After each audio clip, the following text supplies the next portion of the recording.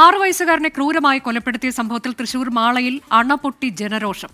ലൈംഗിക ചൂഷണത്തിന് വഴങ്ങാതിരുന്ന കുഞ്ഞിനെ കുളത്തിൽ ചവിട്ടിത്താഴ്ത്തിയാണ് പ്രതി ജോജോ കൊലപ്പെടുത്തിയത്. തെളിവെടുപ്പിനിടെ പ്രതിക്കെതിരെ വലിയ പ്രതിഷേധമുണ്ടായി.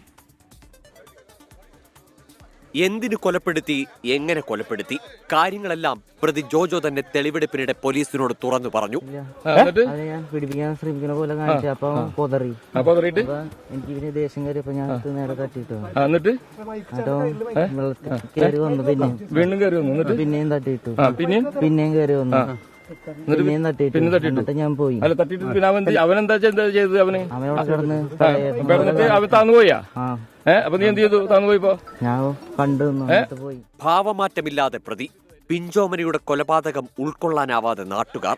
തെളിവെടുപ്പിനിടെ ജനരോഷം അണപൊട്ടി.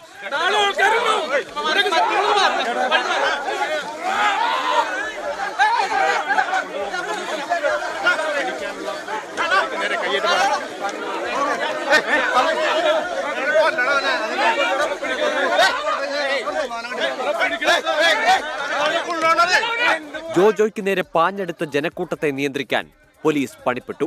7 മിനിറ്റ് കൊണ്ട് തെളിവെടുപ്പ് പൂർത്തിയാക്കി പ്രതിയുമായി മടങ്ങി.